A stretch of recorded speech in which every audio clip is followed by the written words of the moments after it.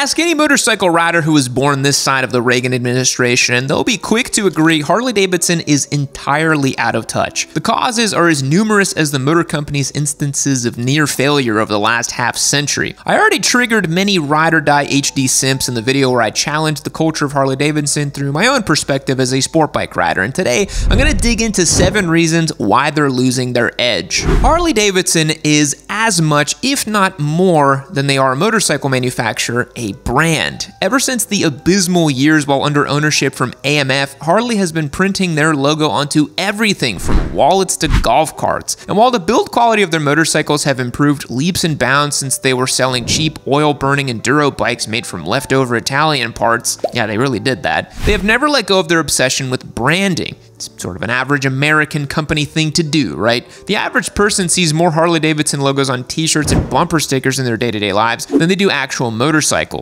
Dozens of cities in the US even have Harley-Davidson lifestyle stores that sell clothing and merch instead of actual bikes, but the glaring problem is that young people don't care at all. Sure, there are plenty of Gen Z hipsters that like to wear vintage Harley shirts with funny slogans and on-the-nose graphics, but that's the thing. It's ironic, it's vintage, it's playing into the funny stereotype images of hokey bad boy Americana. The average young person's interpretation of Harley-Davidson is as a meme. Harley-Davidson's core demographic of unironic ambassadors are middle-aged or older men who haven't had an original thought since they got a TBI during their senior year of football season. I mean, think about all the cranking my hog and God bless and Deborah fell off the back and grass clippings memes. Come on. Harley has never been able to, or frankly even tried to move beyond the typical freedom America tough guy, don't tread on me lifestyle. And for younger generations, patriotism means a whole different thing, and unfortunately, it doesn't really result in wanting to spend $80 for a dumb t-shirt with a Harley-Davidson logo and a skull and an eagle on it. Young people are incredibly disadvantaged when it comes to the opportunities they'll be offered in their lives, jobs that require specialized education or training that doesn't pay the way it should, and the prices of necessities like housing and groceries are sky high. Back in the day when that old-timer had a janitor job and could support an entire family in a 4-bedroom house on a single income, yeah, sure, he'd buy a Harley-Davidson. It's not really the case anymore. Not only do these economic challenges prevent young people from purchasing a $30,000 motorcycle, they also result in a rejection of the traditional branding Harley-Davidson continues to perpetuate. Younger generations are in a position to challenge tradition, to reject conventional ways of thought, and pursue modern and innovative ideas. That's kind of anathema to Harley-Davidson. As motorcyclists, we know the economic factors that deter riders from riding a Harley-Davidson, but in a grander scale, the entire brand strategy is aging like milk in a modern cultural climate. Under the leadership of former CEO Matt Levatich, the company began their More Roads to Harley-Davidson initiative. The strategy aimed to innovate the products offered to introduce new, younger people to the brand. This was the era that led to the development of the liquid-cooled RevMax engine found in the Pan Am Sportster S and the Nightster. This was also when Harley-Davidson Bronx, a liquid-cooled V-twin naked roadster, was teased to the public. These new modern machines were designed to cater to young generations of motorcyclists who gravitate towards more modern and sporty bikes made by Japanese or European competition. In addition to these bikes, Harley launched their live-wire electric bikes as well as small electric machines for kids to serve as an early entry point to the brand. While these attempts would likely prove short-sighted anyway, the More Roads to Harley-Davidson initiative was axed under the current CEO, Jochen Zeitz. He did away with any plans of releasing the Bronx, sold the live-wire brand, and invested heavily into milking the existing customer base for more money, focusing more on profitability per bike rather than attracting new customers, which is a bad idea.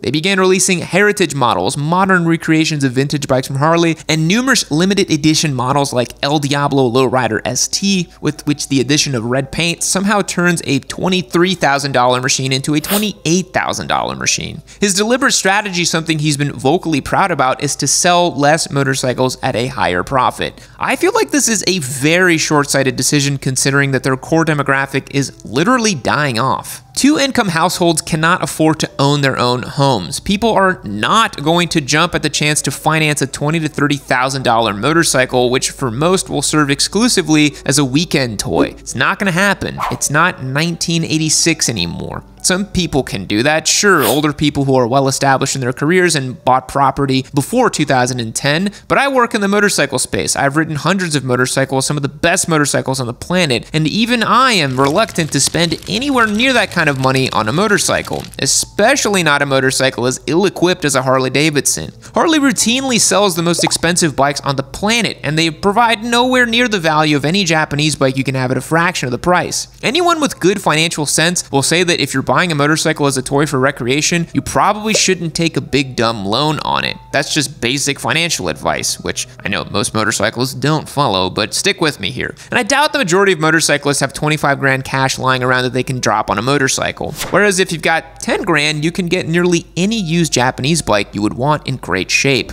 Unless it's a custom painted stretched Busa, because you know those cost a pretty penny. And for some reason, even used Harley Davidsons hold their value like crazy. I mean, I guess that's good if you're trying to get out from under a bike you owe a bunch of money on, but you can't even buy a Sportster Iron 883 for less than 7 or 8 grand, and those things make like 40 horsepower. Harley Davidson has always tried to remain a premium brand with higher costs for their products and services alike, so it's unlikely a truly competitive or cost-effective model is in the cards. Today's video is sponsored by Sheath. Sheath hit us up and I was like, isn't that the underwear for UFC fighters? But then I figured, free underwear, what do I have to lose? And it turns out they're actually awesome for motorcyclists too. Not that I am keeping a running tally, but Sheath makes the most comfortable boxer briefs I've ever worn. If you're sick of boxers that are too loose or briefs that are too tight, Sheath is for you. I'm actually wearing a pair right now as we speak, and I'm actually wearing a pair of Sheath underwear every single time you hear from me.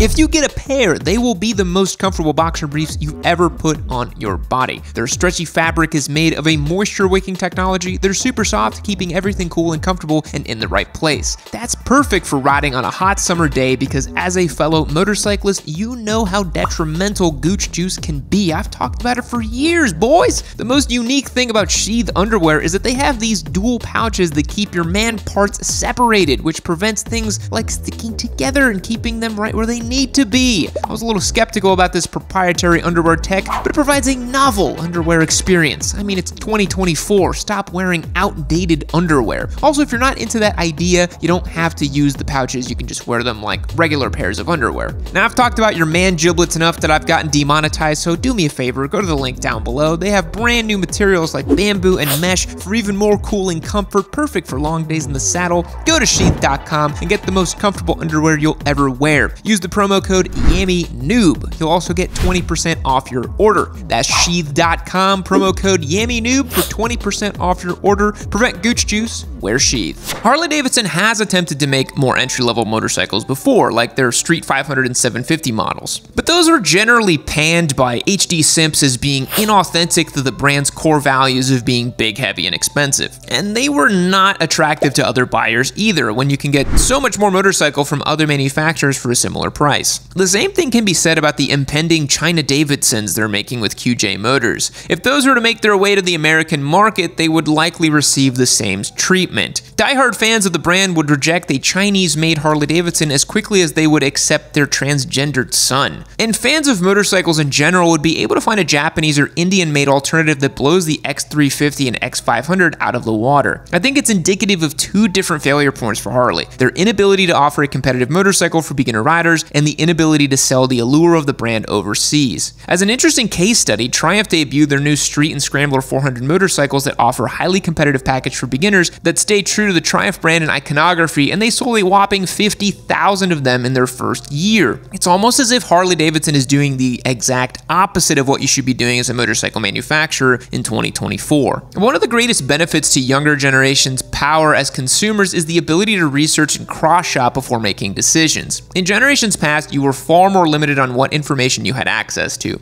Unless you were subscribed to a motorcyclist magazine, your experience may be limited to the motorcycles ridden by those in your immediate circle of friends and family, or the models available at your local motorcycle dealership. And in many parts of the country, that was very likely a Harley Davidson dealership. Whereas today, there is more information than ever at everyone's fingertips. Of course, they can become an obstacle for motorcycle buyers, and you can become overstimulated with spec sheets and pricing figures and talk yourself out of some of the emotional appeal of a certain motorcycle. But for the most part, this can allow you to make an informed and smart decision. Older generations of riders would see a small Honda CB750 next to a Harley Davidson Cruiser, and if they were buying slowly purely on emotional appeal, they might say, the Harley is big and chrome and rumbles and is made in America, and the CB sounds like a sewing machine and it's small enough for a chick to ride. And with plenty of disposable income, they didn't need to think too long or hard about it, which is a very stark contrast to the behavior of buyers today, where you want to maximize power for dollar, the quality of the braking and suspension components, and the ergonomics package, and how comfortably you can commute. Could you tour on it? Is it fun in the twisties? And all while comparing the finest minutia up against every other motorcycle in a similar category. And when you put a Harley up against really any bike in the market, the inadequacies hit you right in the face like a money shot at the end of Ducatista Darlings 3. And even when it comes to retro, heritage-inspired motorcycles, there are bikes like the Triumph Bonneville or Ducati Scrambler that offer character and je ne sais quoi without robbing you blind. Motorcycles from Harley-Davidson are also just incredibly impractical to own. A person could make the case that they're willing to spend a more premium price for a bike that they're more capable of riding every single day, but a Harley doesn't really offer that value. Their bikes, even in the smallest form, are incredibly heavy. Lugging around an 800-pound touring bike in your office parking lot every morning doesn't sound particularly enjoyable.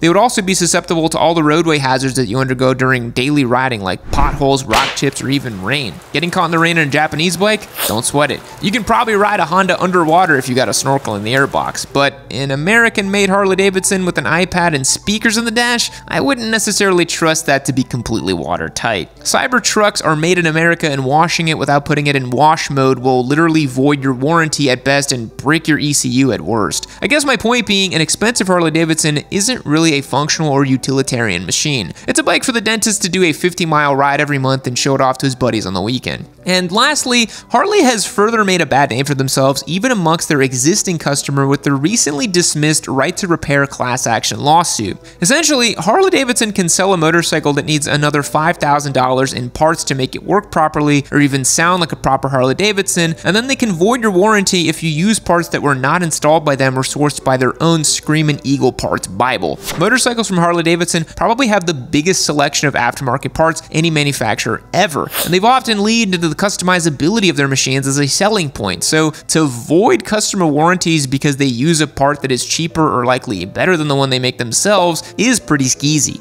Obviously, there are limitations for any extensive modifications to a motorcycle and the effect it will have on the warranty, but it is a little ridiculous when the motorcycles are sold with intentionally poor equipment to motivate the customers to modify them and then voiding their warranty when they do so. Harley-Davidson does still have diehard fans, either those who buy older bikes and build them up into impressive machines or those foolish enough to buy new off the showroom floor. But it is really impossible to deny that on most levels, every decision they make as a motorcycle manufacturer is antithetical to the sensibilities of young motorcyclists or aspiring motorcyclists. Also, the Bronx is never coming out. The end. What do you think? Am I wrong? If you think so, you already let me know in the comment section down below. Thanks so much for watching. If you want me to insult your favorite motorcycle manufacturer, be sure to subscribe. You never know what we got cooking behind the scenes. I'll see you all in the next one. Fact: platypuses sweat milk. Goodbye. That's all, folks. That's the end of the video. Our time is up, but if you want the conversation to keep going, join me over on yammynoob.co. Become a member. You'll gain access to our infamous Discord server. I'm on there every day, so if you want to talk to me, ask me some questions, just shoot the BS about motorcycles. That's the best way to do it, and you'll get entered to win this MT-09 SP. This is one of my favorite giveaway bikes we've done, and I would hate for you to miss out on it. But if you need a little bit of time to think about it, click the link right over here. Keep watching yourself some Yammy Noob. We have tons of premier, top tier, incredible motorcycle videos just waiting for you. They're free. Watch them.